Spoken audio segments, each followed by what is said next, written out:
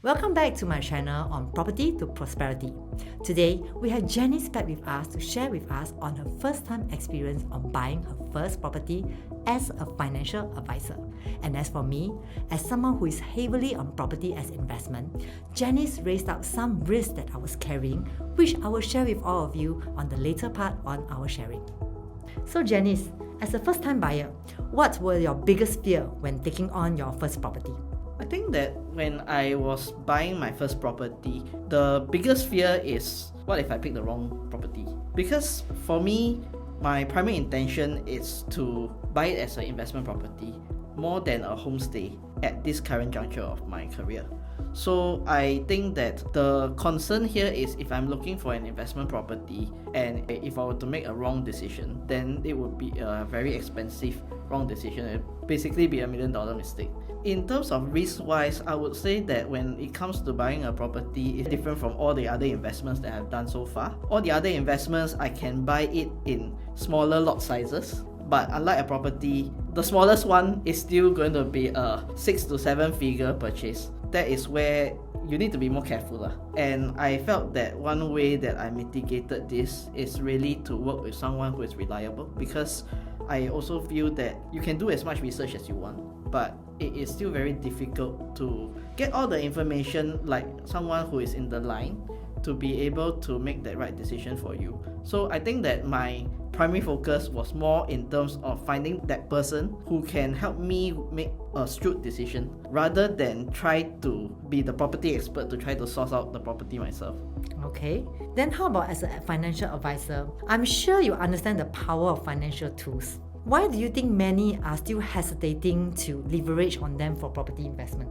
First and foremost, I would say that it is also to do with financial literacy. When I was buying my first property, definitely a large part of funding this purchase has to do with liquidating a lot of my investments. And I think that for myself, I hold very little cash. So a large part of buying the house, I think I find myself telling you, hey, you must give me enough timeline because I need to liquidate sufficient amount of my investments in order to be able to make the down payment. I think that a lot of people should start earlier, but what happens is most of the time consumers may not be talking to a financial advisor who is actively advising them, or they may only be talking to a property agent, and usually when they are talking to a real estate or property agent, it will be at a time when they already want to make the purchase. A large part of that would then be funded by hard-earned savings that is shored up through bank accounts, and definitely this would make them more careful in terms of their property purchase because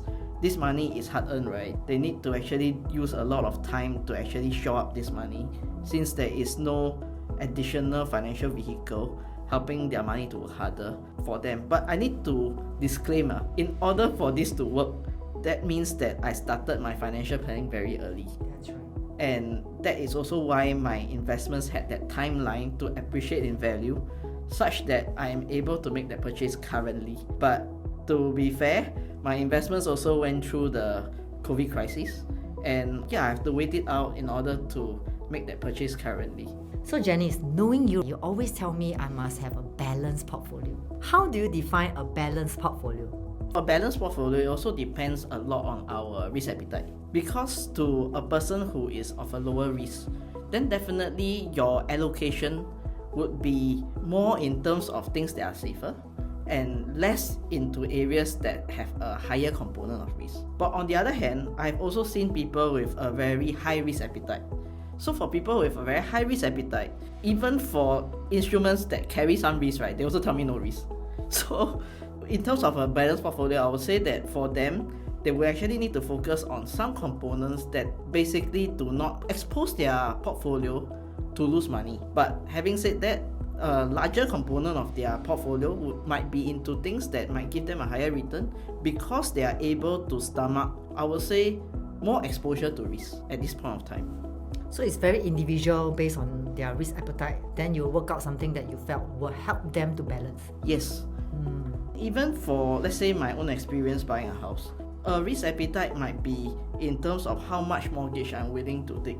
Because to me, taking a loan, especially a sizable loan, may carry a certain component of risk that I might not feel comfortable with. So how much risk I'm willing to expose myself to, or how much leverage I'm willing to take, will be determined based on my level of risk that I'm willing to stomach. True that. I think some of our clients in real estate, they are also quite specific. We have clients that we felt they should buy something which is of low risk, but to them they feel that this is very scary. That is very true because it depends on risk appetite. So next question, I'm very curious to know, being so confident about your financial portfolio as a financial advisor, what kind of mindset shift did you go through when you actually add real estate into your portfolio? So back to the balanced portfolio, I think that it is very important for a portfolio to be, in a way, if one component of the portfolio goes into the red, I would not be losing sleep over. And that would actually enable me to see this as a very balanced approach, because that means that even though a particular asset class, be it my own investing portfolio or my property portfolio, is not doing well, I still have other components, other cash on hand that enables me to still move towards my goal, and that will allow me to have that time to enable the market to recover in whichever asset class that is being exposed to. So in terms of the mindset shift that I had to go through when adding real estate to my overall portfolio, I need to be able to see that I am not overly exposed when I suddenly take on $1 million purchase. So that would mean that how is the rest of my portfolio able to balance out this property purchase? And that is the area where I need to see, do I want to buy something that really I'm taking maximum loan? Or do I want to buy a property that is maybe not so expensive so that I do not have to take so much loan, and then I may not need to liquidate so much of my investments, and my investment exposure may still be into an area where I'm more familiar with compared to property, which is something that I'm totally not familiar with. This is my first purchase, right? So I believe that there's also a learning curve. Over time, if I'm making profit from my portfolio in the property area, then definitely I'll be more confident in the subsequent few purchases. But as of now, if you ask me what is my preferred mode of wealth creation, then I would say that I still prefer my own financial instruments, because that is something that I'm more familiar with. So it might make sense to me that my exposure would then be more heavy on something that I am stronger in, and not to tilt my portfolio such that just after I buy a house, I'm suddenly wiped out in terms of savings, such that I suddenly only have a housing portfolio but I do not have any more alternative investments. So then it kind of sounds like whenever you want to work on a balanced portfolio, it means that whatever you're going to invest in, you're able to cushion the risk that it comes with. Then at the same time, it doesn't affect your livelihood, well-being, and you're still staying invested in a safe manner, working on the things that you are most confident in, and gradually adding in a bit new things that you can manage financially. Is that what you mean? Yes, I think that it's very important that regardless of how our portfolio mix appears, we should not be very disturbed when one of our asset class underperforms. We should still be able to sleep at night and give it time such that the asset class can actually recover. And most of the time, if you have time in the market, markets will eventually work out in your favor, assuming that you do not make a very wrong purchase. Got it. How about those who are struggling with the fear of large mortgage commitments? What practical financial strategies do you think you can help them to manage the risk while they are still investing for growth? Okay, a few principles that I can share on this. The first one would be, it's very important to start early. That would be recommended that even way before they are thinking of buying a property, they should already be working with someone or even learn investing on their own so that they can get started on getting their money to work harder for them. The reason why I'm saying this is because I have experiences working with clients who started early in their 20s or even early 30s, where they have already got started on their fixed commitments. So once these fixed commitments are in place, and because they start early enough, they do not need to commit such a huge quantum to achieve their long-term goals, because they have a long runway. And as a result of that, right, over the years, as their salaries increase, when they actually want to commit to a property, it's a lot easier, because then they will know that, oh, since I've already committed my fixed commitments to my long-term goals, all my increments will actually enable me to commit into something that I want aspirationally. It can be a property, or it can be family planning. You may want to have 2 to 3 children, or it may also be something totally different, like maybe a dream holiday. You actually can afford to, because you already know what you actually want to commit to. So I feel that a lot has to do with starting early. That's one. And number 2 is, if the mortgage is still huge, it may be time to actually revisit whether do you really want to stretch yourself so much at that point of time, or do you want to actually do it progressively. So I think, to sum it up, right, number 1 is to start early. And if you start early, definitely you need to cater. If you know that you're going to make a big purchase in mind, it's also important that part of your portfolio has that liquidity to be able to cater for emergencies. Definitely you also need your emergency funds in place. And definitely once you commit to this large purchase, just do up your sums, and to make sure that you calculate even for higher interest rate environments. So in summary, I think that having a property is central to our lives. It's something that is very common. Most Singaporeans also aspire to own one. What is most important is, when we commit to a property purchase, we need to consider that we still have sufficient reserves on hand to cushion any unexpected curveballs that life throws to us. For example, recently interest rate increase, then we must be able to continue to fund the higher mortgages. So that is one way. Then the other thing that we also need to consider is to ensure that we still have sufficient funds that we can cater to unknown emergencies. For example, get your insurances in place, so that if, let's say, life throws you a curveball, you fall sick, you cannot work for a period of time, you will still be able to continue to fund all these mortgages. Absolutely, I totally agree with this. And I think this is one of the biggest realization I have when I was going through her first property purchase. We started to have discussion. I started to learn from her about, I'm so heavy on my mortgage and so heavy on my property investment, that there are times, or many times, I neglect to look at my own portfolio on a balanced approach. And then she raised up to me that, you are so heavy on property. What happens if one day you cannot work anymore for whatever reason? Of course, we hope that doesn't happen, but what if? And then will my husband be able to take up this entire load or not? Then it got me thinking that, okay, so now my biggest realization is, my current investment portfolio balanced or not? That's why this is the second half of our sharing today, which is also I want all of us to be aware of. Yeah. Okay, so for Kelly, you shared previously that you have also lost money in stocks and lost money in crypto, and that's why you are so heavy on property currently. Have you thought of what are the potential risks that you might be exposed to, and how you can address these issues? Okay, I haven't really think about the risk at first, because that time I was still young. When we are young, in our early 30s or late 20s, you don't even think, what if something happened to me? What if nobody pays my mortgage? And what will happen to my kid? Then as you age, you start to do more body checkup, and then you start to be worried about your health.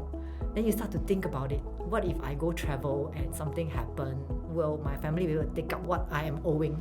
Then I start to realize the risk that I'm having is, I do not have anything to cushion me. I cannot stop working. I have to be the one to support whatever debts I'm in. And the most important part is, I cannot fall sick. Because if I fall sick, I'm done. So this is the biggest risk I see in this heavy on property investment. To address how I plan to mitigate them, I think that's where Jenice come into picture. She showed me the financial liability that I'm in. The next question is, do I have passive income to pay for this liability? That's the first thing. The second thing is, if I'm sick and I cannot work, I'm still alive, then who is going to take care of my kids' expenses? Will my family lifestyle be compromised, which means my kid may not be able to do enrichment anymore. My kid cannot go to her favorite dance class anymore, and these are the things I need to be willing to let go if anything happened to me. So that is also the second part which I think about, and that is the protection aspect. These two must work hand in hand before we can be 100% confident that we are ready to take up property mortgage in this context. Yes, before I spoke to you, you were only very focused What if you are no longer around? It never occurred to you that you might potentially fall sick. That's why I think we need to look at things from a few various point of view. Most of my clients, when I talk to them, they will tell me, oh, I already have enough insurance coverage. If I'm not around anymore, don't worry, my family will have few millions. And it sounds very nice, really. The key is when I ask them, what happens if you are not around? You are around, but it's as if you're not around. Like you are sick, you are bedridden. For whatever reason, you need to go for health treatment, and your income is not the same anymore. You need to take a break from working. That means the entire load of your mortgage, which is a lot of money, your kids' expenses, your helper, your parents, you need to give your parents money, and everything else will have to forgo. That's why we must make sure this protection part is done properly. Agree. So that's where most people should not overlook their protection. The other thing that I want to ask you is, you are using property as your overall strategy to plan for your retirement. And this strategy entails you basically trying to increase the property value up to a certain point, and then you will downsize so that you can basically unlock the cash and spend it for your retirement. So I just want to ask you, how do you see yourself managing this large sum of money during retirement? Because suddenly you will have a lot of cash on hand. I always think this plan to start elevating our assets, like from a 1 million, you elevate to a 2 million, to 3, to 4, to 5, to 6, some even up to 10.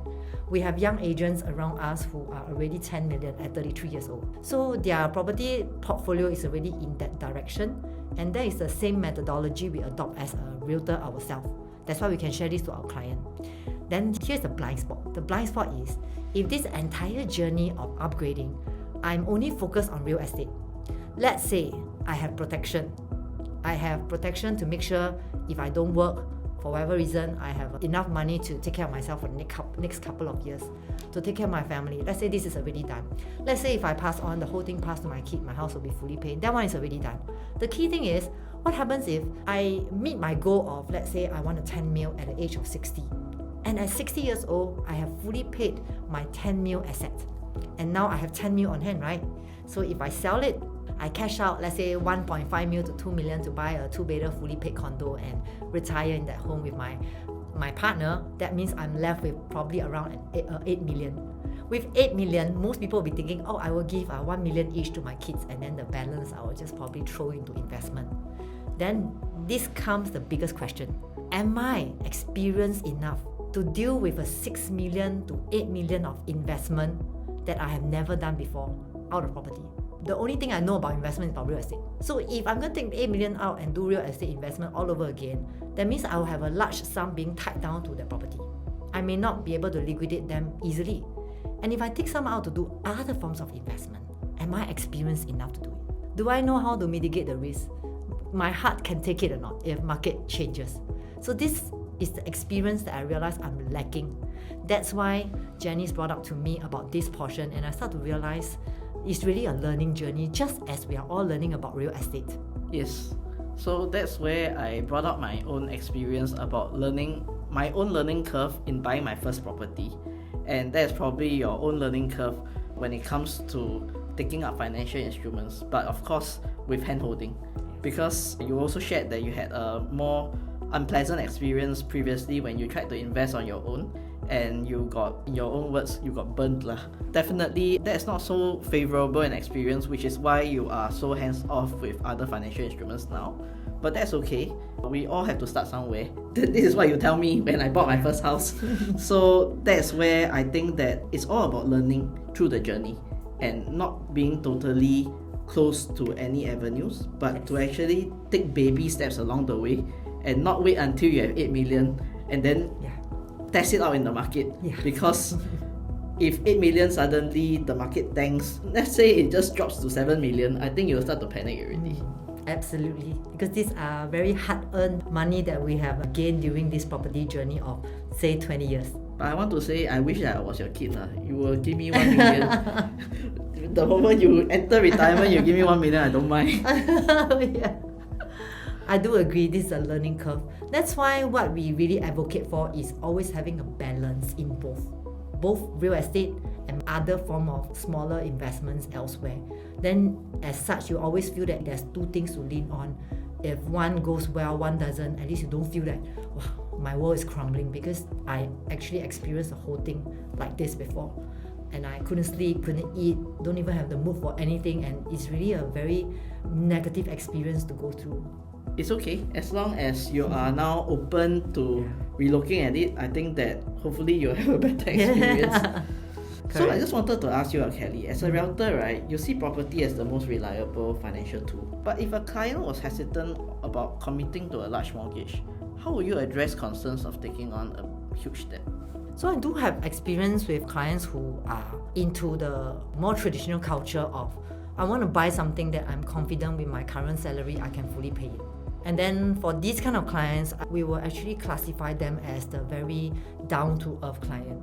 Meaning to say they are not a client who is able to go up to 2006 to 2007 like the ORI per square feet kind of property purchase. Because for them, this is a very scary move. We will not try to change them, especially if they are in their 40s, 50s already. Because at their age, the key question is, why do they want to do this move? Do they have a compelling reason for them to make themselves so uncomfortable to do this? If they don't have, then they are going into almost retirement age already. Then we will tell them to focus on what gives them the most liquidity, what they feel most comfortable about. If they feel that taking up a downsizing or taking up a small loan that they can fully pay within 10 years, they are comfortable, then by all means we will encourage them. And then we have the 30s to 40s clients that they are slightly younger. Then they will be in the stage that my kids are in their teenagers, or maybe they are just primary school kids, and they will be thinking, can I do better to improve my property value so that when I go older, when I want to downsize, I can have some cash on hand. Maybe my kids need some money for education. So as such, this kind of client, they actually have a reason for doing this. Frankly speaking, even if they have a reason for doing this, there's also a benchmark on how far they will take. Like I have dealt with clients that from a HDB of 500 to 600,000, they are willing to take it to 2.5 million, which is a very big jump for a couple in their late 30s. I also have instances where they sell off their 600,000 HDB, and then what they want is just a 1.6 million EC 4-bedder or 3+ study. And this is what they are most comfortable doing it, because the monthly CPF payment, or rather the mortgage, is just enough for their CPF contribution. So this kind of client also belongs to the lower risk client. Sometimes could be also job stability. As such, we also encourage them the importance of elevating, but do it at their own pace. Because the last thing on our mind is that they cannot sleep.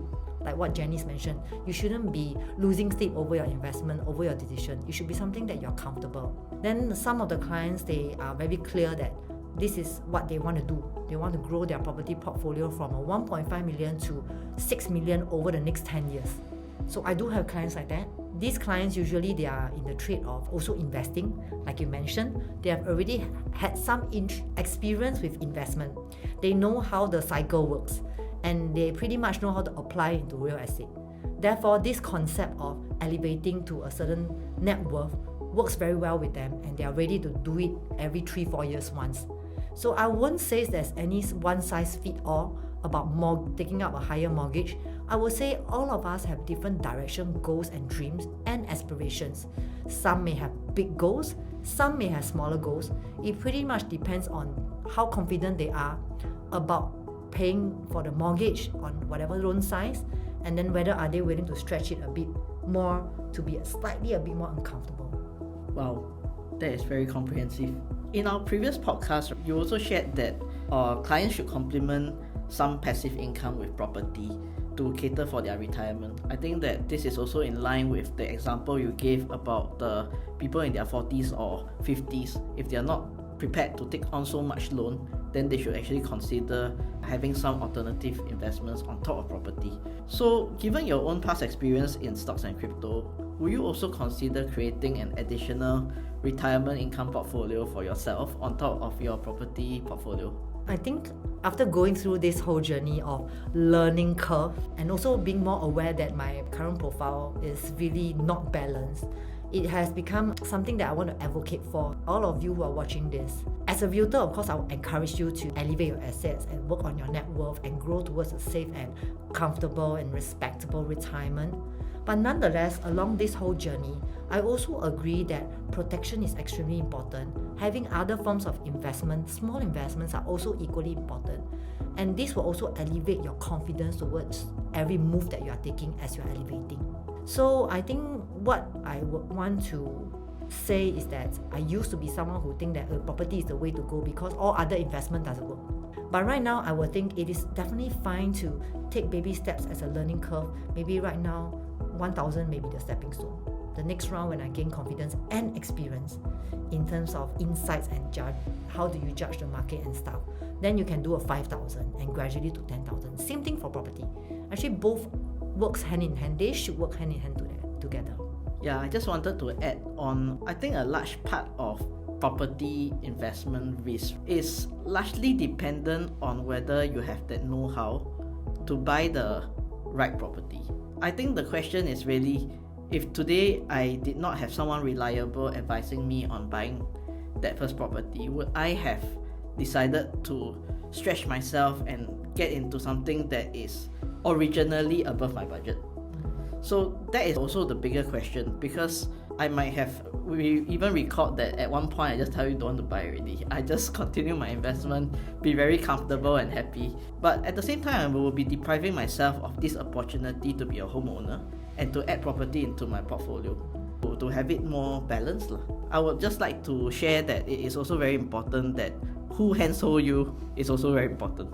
That's right, absolutely. With someone that you feel you can trust, that person should have the same value as you, same goals. That's why we are able to work together. I think essentially it's because of the value that we have about making sure that no matter what investment tool you are using, always make sure you have a balance.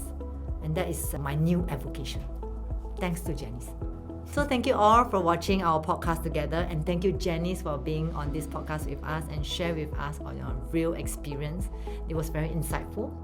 Thanks for having me, Kelly, for inviting me on the show again. I'm very happy to be able to share some of my insights. Looking forward to be here more often so that I can share more financial insights with your audience. Definitely. So for those of you who are not sure about your current portfolio or feels that there's more things you can do to enhance it, feel free to hit us up.